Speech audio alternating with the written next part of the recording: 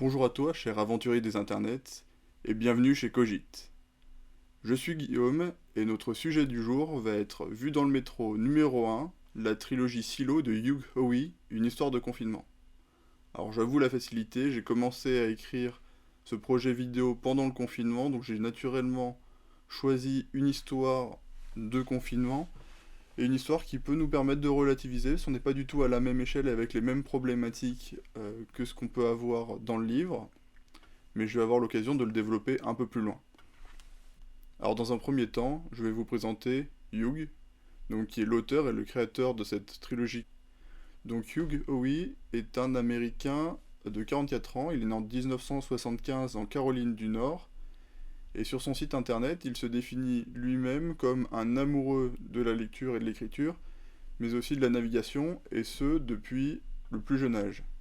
Donc ces deux passions ont développé chez lui deux rêves qui sont le premier, écrire une nouvelle, et le second, faire le tour du monde à la voile.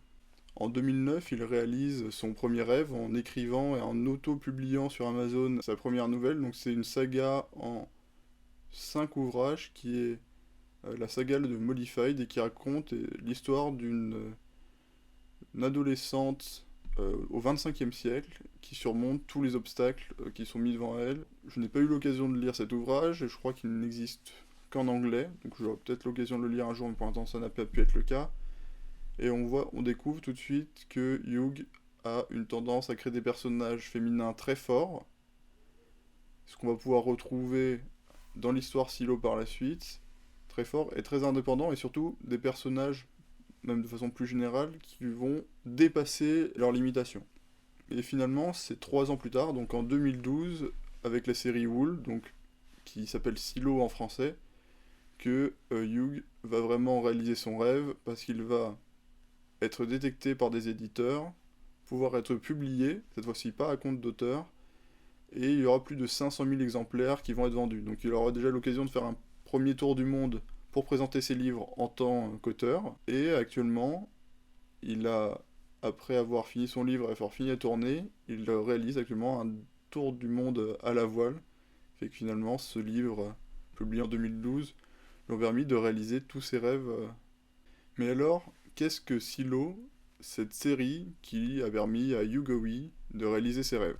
Alors, cas particulier qu'on peut remarquer tout de suite, j'ai choisi de présenter Silo non pas en présentant un unique livre pour vous appeler ensuite à lire la trilogie, mais bien comme une trilogie, c'est comme ça que je l'ai lu. J'ai enchaîné les livres très rapidement, avec cependant une faute de ma part, parce que j'ai commencé par Silo Origin, qui est le second tome en fait de la trilogie. Ça ne m'a pas forcément posé de problème et je me suis rattrapé ensuite. Une trilogie qui s'ordonne quand on le lit dans le bon sens, dans le sens Silo, Silo Origin et Silo Génération.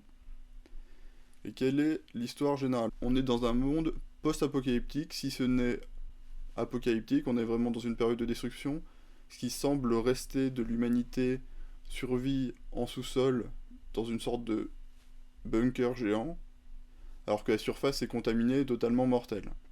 Il faut savoir qu'on ne parle pas de bunker, et finalement le choix de la traduction silo en français est vraiment bien pensé, parce que les humains qui vivent dans ce silo sont vus comme des graines qui sont censées, à terme, permettre de recoloniser la surface. Donc ce sont les graines d'une humanité future qui doivent être conservées.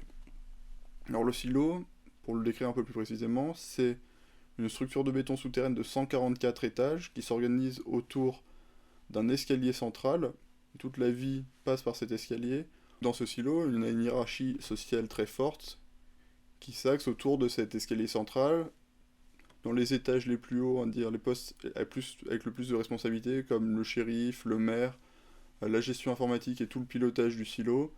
On peut trouver ensuite la nurserie, les écoles, les fermes, et tout au fond sont placés les ouvriers, ceux qui sont chargés de l'entretien des machines, des pompes qui sont chargés de renouveler l'air, d'amener de l'eau aux fermes, ou même de miner ce qui va être nécessaire pour permettre le bon fonctionnement du silo. Et cette hiérarchie et ce fonctionnement est maintenu en place par un système de règles très important, un code, un ensemble de règles sur comment faire fonctionner le silo.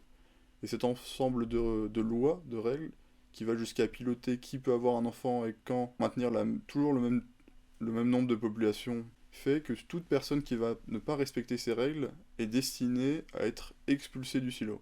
Et ces personnes qui sont expulsées hors du silo, chacune d'elles va nettoyer les capteurs qui permettent au silo de voir ce qui se passe à l'extérieur avant de mourir, souvent dans le champ des caméras. Et malgré cet ensemble de règles très strictes et cette organisation qui tend à vouloir stabiliser les choses et la société qui s'est développée dans ces 144 étages souterrains, et malgré ça, le doute commence à s'installer chez certaines personnes et dans certains cœurs. Donc je vais attaquer un résumé plus par livre. Dans le premier tome, dans Silo, on va suivre le shérif. Sa femme, en fait, a été envoyée au nettoyage pour avoir exprimé le désir de sortir, ce qui est un tabou absolu dans le silo, et on répond à son désir en lui permettant de sortir, donc en l'envoyant à la mort sur cette surface inhabitable et inhabitée, et elle va nettoyer les capteurs avant de mourir dans le champ des caméras, ce qui va briser le cœur du shérif qui, chaque jour, passe devant les écrans de la cafétéria qui montrent l'extérieur, où il verra la forme de sa femme en fond. Et donc il va commencer à enquêter, et il se rend compte que peut-être il y a un complot, peut-être qu'on leur cache des choses, et c'est quelque chose qui va le hanter. Et cette enquête va arriver jusqu'au stade où quelqu'un du plus profond du silo, un des ouvriers qui n'a pas accès normalement à tout ce qui se passe à la surface, va être amené à monter, et va commencer aussi à avoir un regard critique et à se rendre compte de certains dysfonctionnements et de certains contrôles qui existent. Finalement, ce tome s'organise vraiment autour d'un axe de remise en question du fonctionnement du silo et du fonctionnement de la société qui l'abrite en fait.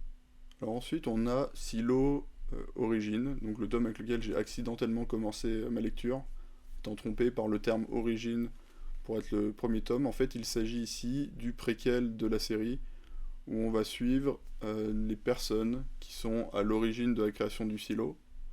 Ce sont des personnes qui ont vu venir une fin du monde causée par les nanotechnologies et qui ont cherché une solution pour permettre à l'humanité de survivre. Ces hommes de 2049, ils choisissent une voie de survie qui va passer par la survie en sous-sol, donc avec la création du silo. Et finalement, on se retrouve au moment de l'histoire du silo qu'on a vu dans le premier tome, c'est en 2110.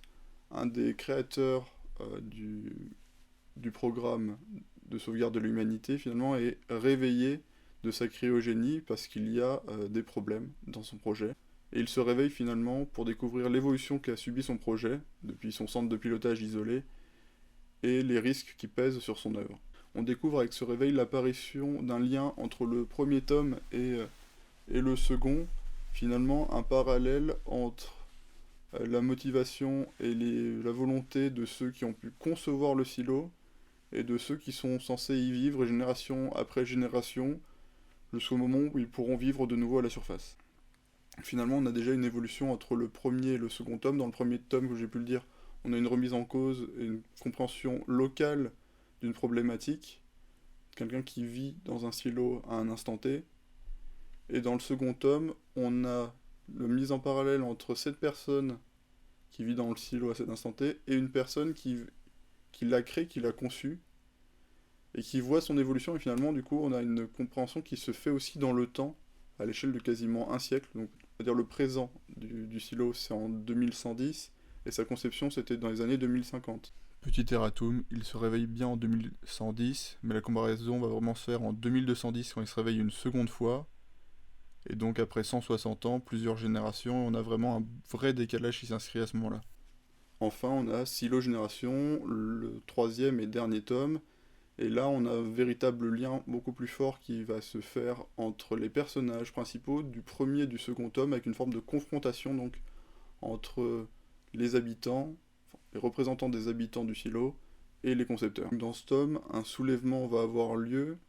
Si certains sont plutôt en accord avec l'idée du soulèvement et veulent remettre en question le fonctionnement du silo, d'autres, au contraire, ne peuvent pas le comprendre et en fait ont plus peur du changement qu'autre chose.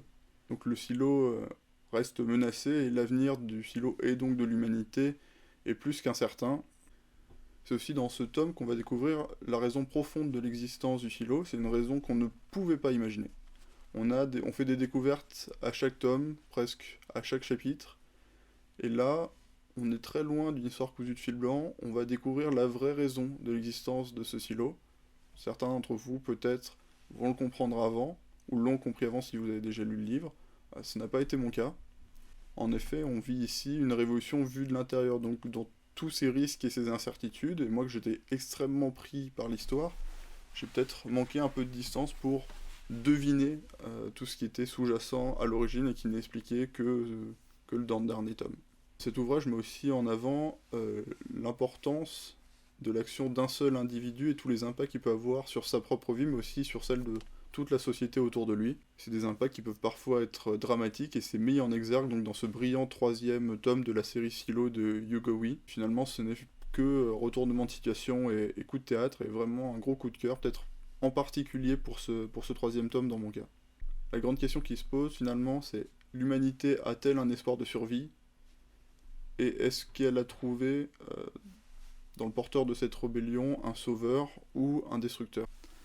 Alors mon avis sur le sujet, c'est un vrai bon coup de cœur. On est très loin justement d'une histoire cousue de fil blanc, et en plus du côté vraiment distraction, on a une réflexion qui peut se faire sur la technologie, sur la société, sur l'humain et les liens entre les hommes, et moi ça m'a vraiment beaucoup intéressé, ça m'a beaucoup permis de réfléchir, encore plus dans cette période de confinement qui finalement est un parallèle involontaire mais intéressant pour moi par rapport à cette lecture. Et c'est vraiment une mise en avant de la complexité de chaque individu et des différents personnages, et de la complexité de la société finalement qui les abrite. Ici, on peut réfléchir, tout comme on peut se changer les idées, commencer à se poser des questions et chercher à trouver des réponses. Donc c'est vraiment, vraiment intéressant. Et comme j'ai pu le dire précédemment, j'ai lu les 3 livres de suite. Je vous conseille de faire de même. C'était une vraie belle et grande surprise. Alors pour moi, ça va être facilement un 8 ou un 9 sur 10. J'ai encore un peu de mal à savoir comment mettre ma notation parce que j'ai pour l'instant préparé relativement peu de revues que je vais essayer de construire au fur et à mesure. Donc pour l'instant, ma notation se fait sur une seule trilogie, donc c'est compliqué, mais je pense oui que ça vaut facilement un bon 8 ou 9 sur 10. Alors je ne peux que te conseiller de découvrir cette série, et si jamais tu l'as déjà lu et que tu veux mettre des commentaires, ou si quand tu l'as lu tu veux revenir pour mettre des commentaires et pouvoir discuter un peu de ce livre ici, merci de ne pas gâcher la lecture des autres, et si jamais tu veux mettre un élément, un spoiler finalement dans les commentaires, n'hésite pas à indiquer qu'il y a un spoiler et à le mettre suffisamment loin dans le message pour que ça n'apparaisse pas. Alors si toi aussi tu lis dans le métro, ou si tu es curieux et que tu veux découvrir des horizons inconnus, abonne-toi. Et si tu aimes le sujet, n'hésite pas à mettre un petit pouce en l'air pour m'encourager dans ma démarche. On se retrouve à la prochaine station.